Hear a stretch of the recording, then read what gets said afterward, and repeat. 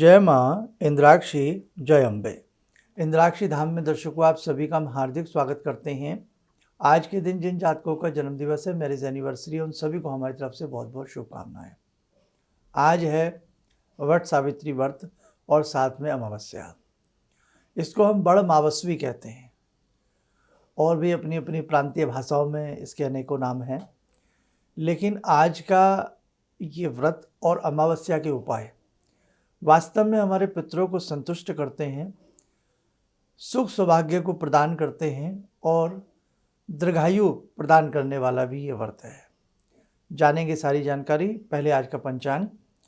19 मई सन 2023, दिन शुक्रवार, संवत 2080, ज्येष्ठ मास, कृष्ण पक्ष, तिथि आज अमावस्या, नक्षत्र भरणी, राहु काल 10:30 से 12, दिशा सूल पश्चिम दिशा। वट वृक्ष, बैनियान ट्री, इनकी आयु बहुत होती है। हजारों हजारों वर्ष सीना ताने खड़े रहते हैं और साथ ही इनके नीचे मोक्ष की प्राप्ति, ज्ञान की प्राप्ति, नाना भांति की साधनाएं शास्त्रों में वर्णित हैं। वट वृक्ष के नीचे बैठकर के साधक जो साधनाएं करते हैं उसका एक अनुपम ज्ञान उन्हें प्राप्त होता है। नाना भांति की यक्षिणियों की साधनाएं वट वृक्ष के नीचे बताई गई हैं। नाना भांति के काम्य प्रयोग वट वृक्ष के नीचे बताए गए हैं। और वैसे भी जो साधक वट वृक्ष को सींचता है, मीठा जल देता है, हल्का मीठा डाल करके धूप दीप अर्पण करता है, आयु का वर्धन होता है। आयुर्वेद में भी वट वृक्ष की बहुत सारी ऐसी दवाइयाँ बनती हैं, बहुत सारी बातें बताई गई हैं आयुर्वेद में भी वट वृक्ष के बारे में। आज जो ये अमावस्या है ये आपके पितरों को संतुष्ट करने वाली है और आज के दिन महिलाएं सौभाग्य के लिए, पति की दीर्घायु के लिए इस उत्तम व्रत को रखती हैं। पहले ये व्रत 2 दिन पहले प्रारंभ हो जाता था, लेकिन अब जैसे जैसे बहुत सारी तेजी आई समय में, वक्त की सबको कमी सी महसूस होने लगी, अब ये केवल 1 दिन के लिए होता है।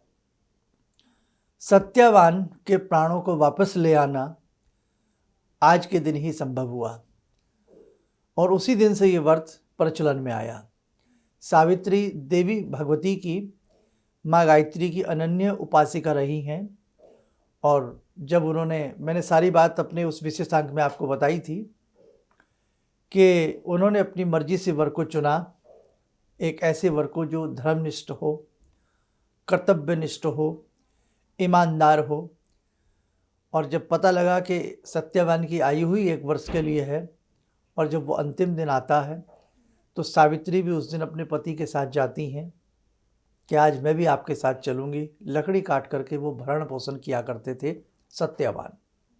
हालांकि राजघराने से थे, उनके पिता भी राजा थे, लेकिन राजपाट खो चुका था, नेत्रों से भी विहीन हो चुके थे दोनों माता पिता। सावित्री के पास बहुत तप था, बहुत जप था, बहुत तप तितिक्षा उन्होंने की थी।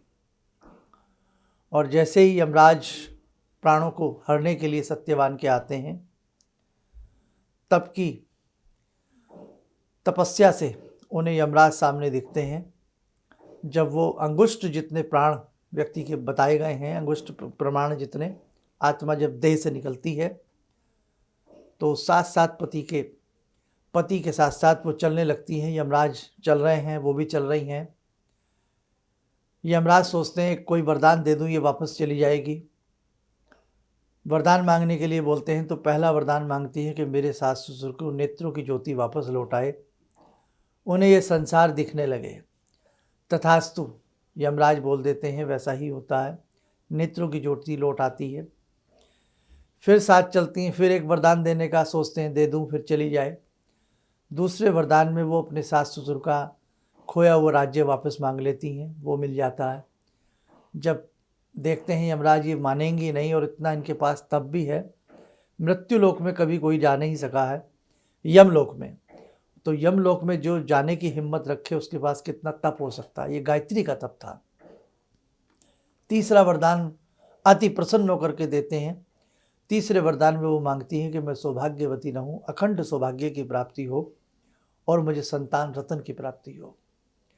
तथास्तु कह देते हैं तो पति के प्राणों को तो लौटाना ही पड़ा। और जब वट वृक्ष के नीचे वो पति को लेटा गई थी, आकर के गोदी में उनका सर रखती हैं, शरीर पुनः चेतन अवस्था में आ जाता है और सुख सौभाग्य का, अखंड सौभाग्य का वरदान जो यम ने उन्हें दिया वो उन्हें प्राप्त होता है। तो इसीलिए आज के दिन सौभाग्य की प्राप्ति के लिए व्रत किया जाता है, पति की दीर्घायु के लिए किया जाता है। उसी समय से ये व्रत प्रचलन में आया। हम क्या करें इसके लिए हमारा विशेषांक जरूर देख लेना, उसमें हमने सारी बातें बताई हैं।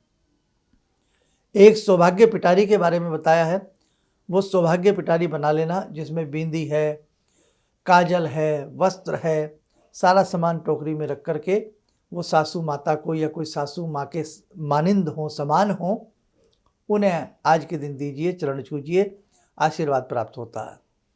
वट वृक्ष के आसपास आप कहीं जाएं तो थोड़ा सा मीठा जल, धूप दीप साथ में ले जाएं, वो उनको अर्पण करके, और आज के दिन वट वृक्ष की जो 108 परिक्रमाएं करता है, चाहे मंत्र कौन सा बोल लें, ओम वट वृक्षाय नमः, ओम वट वृक्षाय नमः, 108 परिक्रमाएं करने से अत्यधिक लाभ की प्राप्ति होती है।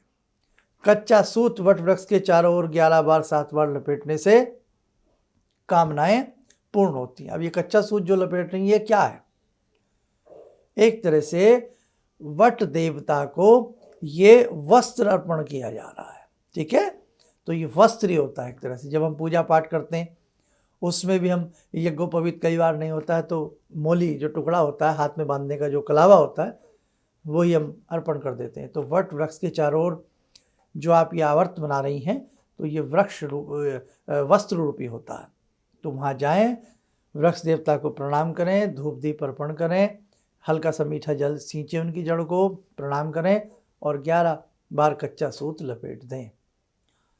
एक सवाल और आ रहा था कि जिनके पास वट वृक्ष दूर हैं तो वट वृक्ष की थोड़ी सी डंडी मिल जाए, टहनी मिल जाए, तो उसे भी अपने घर में हल्की गीली मिट्टी में या बालू रेता में गाड़ करके घर में भी ये किया जा सकता है।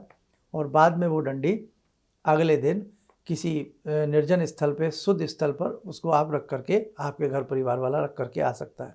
या गाय के गोबर में भी उस डंडी को लगा करके आप घर में भी उसकी पूजा कर सकते हैं। अगर वट वृक्ष आसपास नहीं है तो, टहनी भी नहीं मिल रही है तो क्या करें? तो आप मनी मन ओम वट वृक्षाय नमः, ओम वट वृक्षाय नमः, इस मंत्र की एक माला, यानी कि इस मंत्र को 108 बार बोल लें और थाली में ही उनके नाम से धूप दीप फल फूल आदि चढ़ा करके पूर्व दिशा की तरफ मुख करके प्रणाम कर लें। एक तरीका ये भी है। और जो आपने सुहाग की पिटारी बनाई है, टोकरी बनाई है, जिसमें सासू माता के वस्त्र हैं, कोई चांदी का सामान भी दे सकती हैं, भगवान ने बहुत दिया है तो सोने का सामान भी दे सकती हैं, और जो श्रृंगार का महिलाओं का सामान होता है, जिस हिसाब से सासू माँ उस हिसाब का सामान लेकर के आप सासू माता को, या आसपास सासू माता ना हो तो आसपास जो भी जिन्हें आप सासू की तरह समझती हो उन्हें आप दे सकती हैं। ठीक है, बस ये होता है। शाम को व्रत खोलने दिया जाता है और अच्छे से अपने आहार विहार का ध्यान रखें, शुद्धता का ध्यान रखें, अखंड सौभाग्य की प्राप्ति होती है और घर के अंदर सुख शांति की प्राप्ति होती है। आइए जगजननी भगवती भक्त वत्सला के चरणों में बैठें और प्रार्थना करें, हे देवी माँ, हे सर्वमंगल को प्रदान करने वाली सर्वमंगल मांगल्ये, हे माँ, आपकी कृपा से हमारे परिवार में हमेशा मंगल कार्य होते रहे और सभी दीर्घायु रहें। आइए ध्यान करें। ॐ सिन्दूरारुणविग्रहां त्रिनयनां माणिक्यमूलस्फुरात् स्तारानायकशेखरं स्मितमुखी भापेन वाक्षोरुवां पाणिभ्यामलपूर्णरत्नचषकां रत्नोत्परां बिभ्रति सौम्यां रत्नघटस्थरक्तचरणां ध्यायेत् पराम् अम्बिकां खड्गं चक्रगदेषु चापपरिगान् चूलम्बुशोण्डिं शिरा शङ्खं समदधतीं करे स्त्रीनयनां सर्वाङ्गभूषावृतां नीलास्मद्युतिमास्य पाददशकां सेवे महाकालिकां यामास्तो स्वपितैहरो कमलजो हन्तुं मधुं कैटवम् विद्युद्दाम समप्रभां मृगपते स्कन्दस्थितां भीषणां कन्या विहकरवालखेटविलसा धस्ताविरासेवितां हस्तैश्चक्रगदाशिखेटविशिखां चापं गुणं तर्जनीं विप्राणामलिलात्मिकां शशिधरां दुर्गां त्रिनेत्रां भजे। कवच बना लें, ध्यान करें, देवी माँ का शुभ आशीष हम सबके ऊपर बरस रहा है।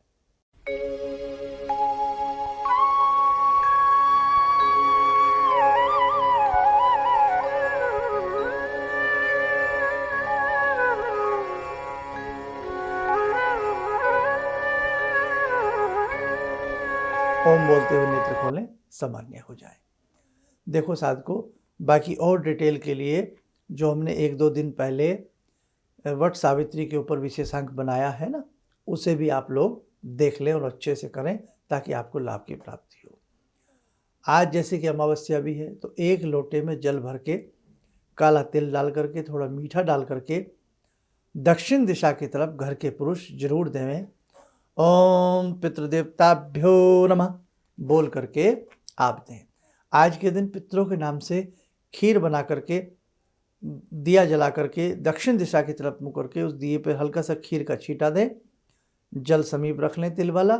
वो खीर बाद में मंदिर में दे सकते हैं या गौशाला में दे सकते हैं या कहीं भी बांट सकते हैं शुद्ध स्थान पर, और नहीं तो मंदिर में दे आए।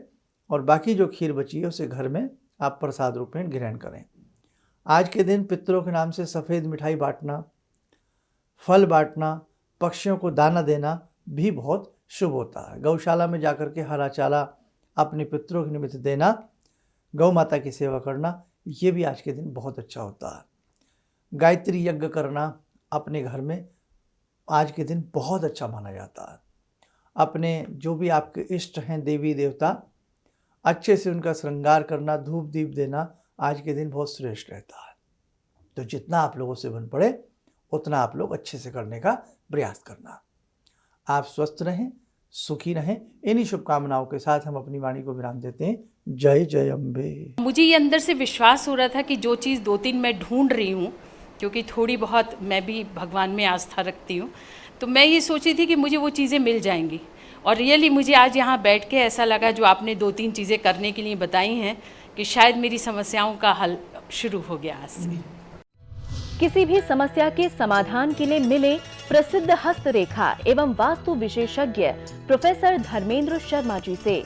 नोट: शिविर में भाग लेने हेतु एवं व्यक्तिगत रूप से मिलने के लिए कॉल करने का समय सुबह 10 बजे से शाम 6 बजे तक। हमारे विभिन्न ज्ञानवर्धक कार्यक्रम देखने के लिए आप हमें अभी सब्सक्राइब करें, बेल आइकन को प्रेस करें ताकि आप देख सकें हमारा कार्यक्रम सबसे पहले। और अधिक जानकारी के लिए फेसबुक पेज को लाइक करना न भूलें।